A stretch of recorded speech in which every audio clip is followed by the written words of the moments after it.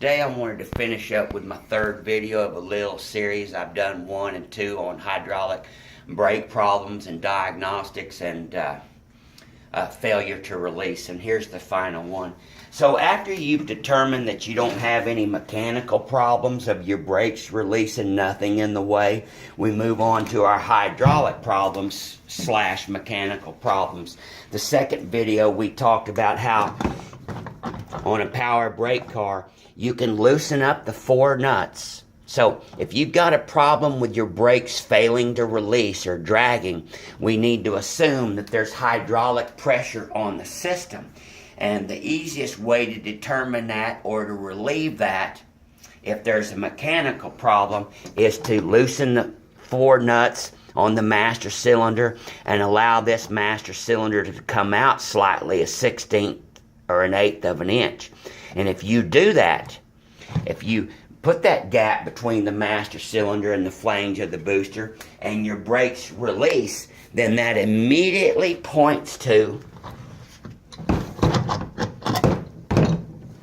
the booster push rod is too long. And remember, these are adjustable. You can hold that spline with some pliers, and this is a 3/8. You can use a socket or a nut, and you can turn it in a few turns and get that adjustment correct.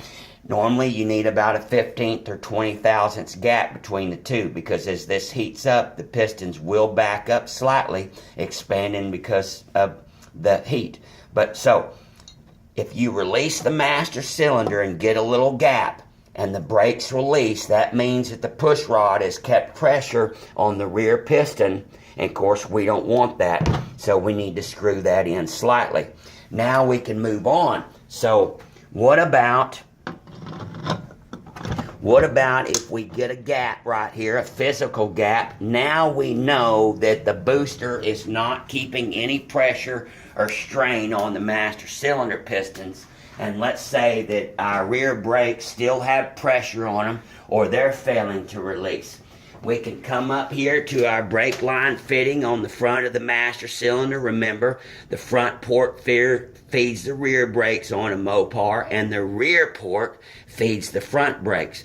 If you come up here to this little tube fitting, put your rag underneath it. If you crack that tube fitting and open it up slightly, and your rear brakes release, now we know that we have a problem directly associated with the master cylinder, and specifically this front piston and spring assembly.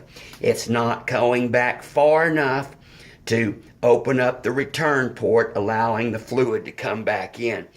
Or it could be, rarely, but it is possible, this residual pressure valve that's installed on the front port on drum brake cars through 1975, there could be a problem there. But once again, quickie review, so you can do the booster and master cylinder separation by a little gap, and then if the pressure relieves, then you know you've got a problem there at the interface, and then you can move on and crack the tube nut, either the back or the front, and you can release the pressure and see if your back brakes free up or your front brakes free up. So you can determine whether it's a problem with the front piston, rear piston, or both. So there we go, my friends. I hope this helps you out. Real simple to do on a car, just a couple little nuts and a little wrench, and you can diagnose a whole bunch of problems and gather a whole bunch of information really, really quick, just in 5 or 10 minutes. And hope that helps you out. God bless you. God bless America. We sure do need it. And happy Moparing. You can reach us on the web, and you can email us also. Phone number is 817-429-0105.